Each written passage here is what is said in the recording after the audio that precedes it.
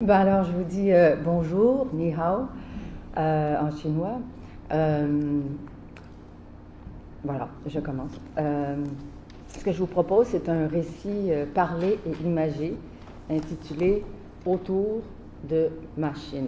C'est pas un tour de machine, mais c'est ça. C'est une expérience comme je l'ai vécue lors d'un séjour de 4 mois en Chine continentale dans le cadre d'une résidence de recherche et de création. Est-ce que vous m'entendez? Oui. Super.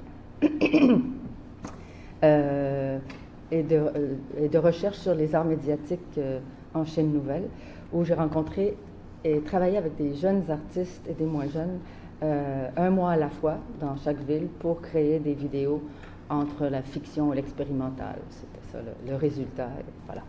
L'objectif était de faire réfléchir les participants à comment mettre des idées en images, en mouvement, et de créer une œuvre numérique en moins d'un mois, le tout sans budget, mais avec intérêt, passion et temps et engouement de faire un film. Donc, la plupart n'avaient pas d'expérience en film, mais il y en a qui étaient photographes, il y en a qui étaient, je vous raconterai un petit peu plus tard. Alors, pour stimuler les participants, ce que j'ai créé, c'était d'avoir une présentation le jour fatal, final. C'était une blague. Mais, non. Alors, ça nous donnait une date limite, etc. Puis ça, c'était organisé avec les centres d'artistes de la BOC, avec lesquels j'ai travaillé longtemps. Donc, c'était soit dans une salle de visionnement ou d'exposition. Donc, il y a eu le pavillon d'art public de l'Université des Beaux-Arts à Nanjing, le Kronos Quartet, c'est toujours ça, le Kronos Art Center à Shanghai et au centre UNM Space à Guangzhou. Donc, le a été annoncé dans tous ces lieux-là. Il y a des professeurs que j'ai rencontrés l'année d'avant. J'avais eu la chance d'aller un mois en Chine faire commissaire d'art médiatique, donc j'avais rencontré des gens. Donc, je savais avec qui je discutais, mais c'est très, très compliqué d'y avec la Chine. Il faut toujours une étampe rouge de leur part pour avoir quoi que ce soit d'officiel ou alors on passe autrement. Mais enfin, ça c'est une autre histoire, j'en parlerai pas plus ici.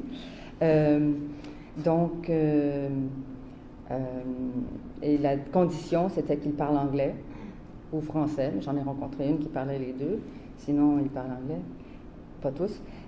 Partager des artefacts, des connaissances, des expériences, de l'équipement et surtout la passion de l'image en mouvement. Donc, je change. Alors, sur cette carte, on peut voir les lieux principaux où j'ai été. Ah, j'ai pas ma petite, non, j'ai plus ma petite flèche. Bon, vous voyez, il y a Nanjing, il y a Shanghai, il y a Pékin et il y a Canton. Je dis souvent Guangzhou, mais j'ai appris après un an que Guangzhou, c'était Canton. Et puis, j'ai rajouté Taïwan parce que j'étais obligée de faire une pause là-bas, mais je vous l'expliquerai peut-être plus tard. Après 60 jours de visa, j'étais là 133 jours. Puis après 60 jours, je devais quitter la Chine, puis je me suis dit où est-ce que je vais aller. Je suis dans le mood Chine. Puis là, j'étais à Taïwan, qui n'est pas officiellement la Chine. Et c'était merveilleux. Très, très accueillant en passant. C'est l'endroit le plus accueillant que j'ai jamais été de ma vie. C'est incroyable. Alors, donc, la phase préliminaire, pour moi, et puis vous me direz ce que vous en pensez, a duré 6 mois de préparation, de réflexion, d'organisation, de réservation, de contact à faire, de folie furieuse, de départ et d'accomplissement. La phase liminaire, ça c'était le préliminaire. La phase liminaire, c'est en somme le voyage en tant que tel, malgré que chaque lieu était une entité en soi, avec des gens différents. En préparant le texte, je me suis demandé qu'est-ce qui serait le plus intéressant à vous raconter, puis je me suis dit que l'expérience humaine a été ce qu'il y a de plus intéressant à raconter. J'ai été moi-même surprise là-bas à quel point c'était important et à quel point j'aimais les humains, je ne savais pas avant. Et les humains étrangers où j'ai tout à apprendre d'eux, puis voilà. Alors, ici, c'est quelques photos.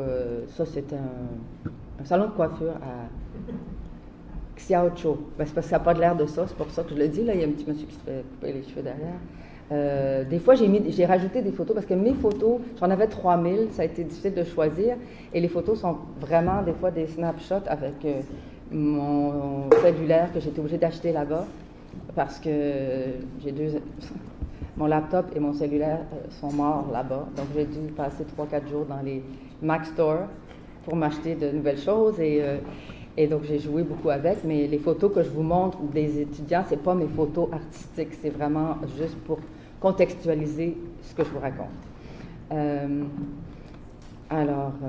Voilà, une journée où je me suis promenée 5 heures à Beijing, j'ai trouvé ça. Ça, c'était à Shanghai, ça m'impressionnait aussi, le Wi-Fi dans une boîte téléphonique. Voilà. Bon. Donc, j'ai eu 3 formules différentes. Donc, Nanjing, c'est une belle ville, j'ai bien aimé le groupe. Alors, j'ai eu des formules différentes pour adapter aux situations. À Nanjing, le groupe des 24 jeunes réalise 6 films en groupe, et puis il y en a 2 qui décident de faire chacun leur film. À Shanghai, un groupe de... Ça, c'est pas Shanghai, c'est toujours Nanjing. Un groupe de 10 personnes qui ne se connaissent pas tournent un film dont émergent 2 résultats. Je vous décrirai ça. Et à Canton, 15 jeunes artistes dont la plupart se connaissent, ce qui aide à la communication, réalisent un film de 25 minutes en un mois. Donc, assez différent comme formule. Les débuts sont plus difficiles, mais l'histoire évolue positivement. C'est-à-dire que de groupe en groupe, moi-même, je m'ouvrais, mais c'est vrai que le dernier groupe était vraiment très fort. Alors, ici, c'est des photos de la cité universitaire de Nanjing. Il y en a une qui faisait des dessins tout le long en classe. Elle me demandait si j'allais la chicaner. Elle en a fait plusieurs de moi qu'elle m'a donné. J'ai dit, ben non, je trouve ça merveilleux. Elle dit, les professeurs me chicanent. J'ai dit, ben non, tu es une artiste. Alors, donc voici le groupe, le premier jour. C'est toujours très impressionnant d'être assis devant 25 personnes qui nous regardent, puis on ne sait pas s'ils vont nous comprendre. Et puis les idées que j'avais de la Chine ancienne, il fallait tout que je m'ajuste, mais ça s'est passé très, très vite. La moitié, ils ont entre 22 et 26 ans, la moitié parle à peine anglais, il y a une traduction par une élève, mais sporadique. Je leur parle de cinéma expérimental, et c'est vrai qu'il y en a une, la petite avec les tresses, elle avait une réponse à tout, elle connaissait tout. Tout ce que je parlais de cinéma expérimental, underground, semblait tout savoir, ça c'était impressionnant. Les autres comprenaient des fois pas ce que je disais. Et à la fin, je me rends compte que le cinéma expérimental, c'est pas du tout comme moi je l'ai appris à Concordia dans les années début 80 sur le cinéma expérimental des années 40 ou le cinéma d'avant-garde. C'est pas du tout ça, c'est tout ce qui n'est pas art traditionnel. Parce que la Chine a été fermée si longtemps qu'ils avaient de l'art traditionnel, autant en musique qu'en dessin, j'imagine, en littérature. Mais ils ont eu un cours complet, en autre mot. Alors, voilà. Et ça, c'était le groupe. Et il pleuvait beaucoup lors de mon séjour, donc ça m'a impressionné, les petits parapluies ouverts dans la salle, c'est ça, dans le corridor, je voulais dire. Donc, la journée donc, ils font des affiches, chacun prépare leur film, moi je leur donne un peu de feedback. Et la première journée de présentation, au début, il n'y a personne dans la salle, il n'y a que les élèves. Et puis, ils avaient fait quand même beaucoup d'affiches. Ils annoncent sur WeChat, qui est le Facebook chinois. WeChat, ils font tout avec ça, on peut même payer au restaurant, etc. Et là, je leur dis, ben mettez l'annonce. Ben oui, on l'a fait il y a 2 jours. Ben, je dis, remettez-la. Et on a rempli la salle en 15 minutes. C'est ça la Chine. Il y a beaucoup de monde qui sont prêts à venir voir. On peut-tu les rejoindre pour qu'ils viennent nous rejoindre ici? Vous pouvez les appeler, oui, je l'ai. Bon. Quand j'ai perdu à un moment donné ma connexion et j'étais perdue. Je ne savais plus comment communiquer parce qu'on ne se téléphone pas. Bon, c'est ça. Alors, donc, il y a eu la présentation du directeur d'une demi-heure. Ensuite, Sabrina, la professeure, et moi-même, on continue à faire la traduction et C'est-à-dire que je parle et elle me le traduit. Ensuite, les élèves préparent une installation. Donc ça a été bien présenté. Toutes les œuvres en tout, ça faisait environ une demi-heure. Et ensuite, on a décidé ensemble de faire 2 versions. La version également en salle, c'est-à-dire en installation. Donc, ils installent les écrans plats 8 fois et présentent les œuvres qui allaient être présentées pendant une semaine. Donc, les élèves sont fiers. Et ça, c'est des images, des titres. Et je vais peut-être vous montrer celui-là après, mais si j'ai assez de temps. Et voilà, ils avaient acheté, on me dit, we bought wine. C'était du gin à 3 heures l'après-midi. Parce que la notion de l'alcool, c'est assez confus là-bas. Donc, voici le groupe en gros. Et ben c'est ça. Il y a une grande fierté. Et moi aussi, ça me rend très, très heureuse de voir tout le monde heureux comme ça, que leurs œuvres sont présentées. Et finalement, après 1 mois, le soleil se met à briller à Nanjing.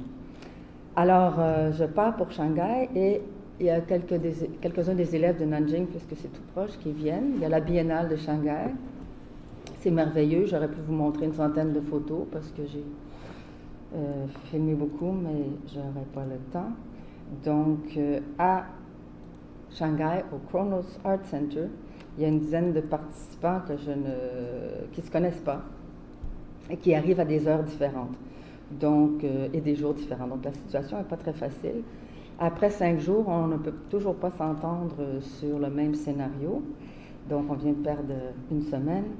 Trump vient d'être élu et une femme veut absolument faire un film sur Trump pour pouvoir... Oh, ça se passe en 2020. Trump est encore au pouvoir. Marilyn Monroe, Mao Tse-tung. Et là, tout le monde est confus. Et il y a 2 artistes qui ont plus d'expérience, qui sont un couple dans la vie, qui, eux veulent faire un film spirituel avec un moine taoïste. Et, enfin, les idées ne se rejoignent pas du tout, donc ça peut arriver. Donc moi, j'apprends de ça que je dois trancher. Et que j'ai dit, OK, plus d'histoire, on tourne sans scénario. Les gens plus âgés ou « Comment ça, on ne peut pas tourner sans scénario ?» J'ai dit, on n'a pas d'argent, c'est ça la prémisse, c'était tout écrit dans la présentation du projet. On tourne on a une salle, on a des escaliers, on a des caméras, on a de la lumière, est-ce qu'on a des acteurs? Oui, 2 actrices se présentent.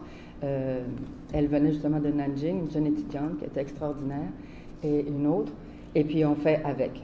Et puis en plus, on va se promener dans la ville de Shanghai, qui est assez futuriste. Donc, il y a un jeune réalisateur de LA qui arrive à la fin de semaine, parce qu'il travaille la semaine, et s'avère capable de réaliser, de faire la caméra en même temps. Il y a de l'entrain et confiance en soi, c'est parfait. Donc, on part, on tourne, et puis le film, ça c'est la ville de Shanghai pour vos yeux. Et il y a une exposition justement à côté, on filme là. Il y a même des œuvres de Nam June Paik, mais tout ça, c'est pour vous dire que... Ah oui, il y a une monteuse qui décide de monter le film, parce que c'est un travail en soi, mais elle n'a qu'une journée et demie. Donc, le jeune monsieur L.A., je vais l'appeler, elle dit, ben moi je vais continuer. Alors, il monte le film, mais personne ne le voit avant, et il transforme le film complètement. Il n'aime pas la poésie contemporaine chinoise, donc il enlève tout le texte qui a été enregistré, il enlève tout, et il met des sous-titres en plein milieu de l'image pour raconter l'histoire qu'il voulait raconter. Catastrophe. Alors, les images sont belles, il refait un montage avec une histoire qui ne tient pas, même s'il a essayé de l'expliquer avec les sous-titres en plein milieu en pensant que c'était drôle ou je ne sais quoi. Pourtant, c'est quelqu'un qui a beaucoup de talent, mais on n'a pas assez de temps. Donc,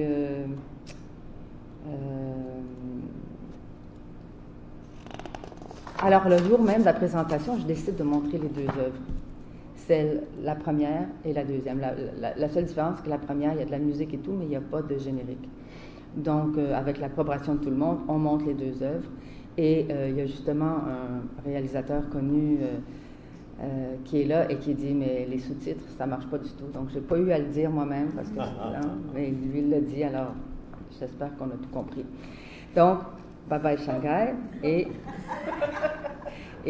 mes deux ordis, mon ordi meurt, il y a une jeune qui m'aide avec j'ai trop de sacs, et j'avais pris une photo, mais je pense que je l'ai oublié. J'ai un sac en avant, j'ai un pack-sac en arrière, puis j'ai une grosse valise que je traîne. J'ai vraiment trop de choses. Alors, voilà. J'ai perdu mon ordi, voilà. Et là, je suis allée à Taïwan, et là, j'arrive à Nanting. C'est pas Nanjing, c'est dans la ville de Guangzhou, canton, qui est dans la province du Guangdong, dans le sud de la Chine. Alors, c'est vraiment quelque chose d'autre. La température est différente, il fait 25 tout le temps. Et on parle aussi cantonais. Et je rencontre mon meilleur groupe. Ils sont un groupe de 15 personnes, dont 13 jeunes artistes qui ont été à la GAFA. C'est la Guangzhou University for the Arts. Là, je parle vite parce que il ne me reste que 5 minutes. 3 d'entre eux agissent, ça c'est la ville. 3 d'entre eux agissent, ça c'est le lieu, bon je vais arrêter mes notes. Ça c'est le lieu, et c'est un lieu à 3 étages, on le voit le soir et le jour. Donc le fait d'habiter là et d'avoir les étudiants qui connaissent le lieu et qui viennent à tous les jours, ben, ça nous donne vraiment une expérience plus proche de proximité. À la première rencontre, ça c'est la terrasse en haut, de la terrasse directement je vois ça. Alors là j'ai l'impression d'être dans un autre monde, de voir ces Chinois qui font leur jardinage à tous les jours. Et les premières rencontres qui se passent soit dehors quand il fait beau ou avec un projecteur, c'est d'expliquer ce qu'on fait et de connaître chaque personne, d'apprendre à connaître chaque personne pour moi. Eux entre eux aussi, 13 se connaissent, mais 2 sont venus. Lui qui est devenu caméraman et une fille qui est devenue mon assistante, ils sont un peu plus âgés, là, ils sont dans la trentaine, donc on travaille. Et ils parlent tous anglais, donc c'est merveilleux. On discute, et le soir, et le thème c'était Eating at the table we set, manger à la table que nous avons mise. Alors les repas faisaient partie beaucoup de la connaissance de l'un de l'autre. Donc on a un traiteur qui est venu nous faire à manger, des fois on allait au restaurant ou l'anniversaire de quelqu'un. Ah, ça c'est un clip. Ah.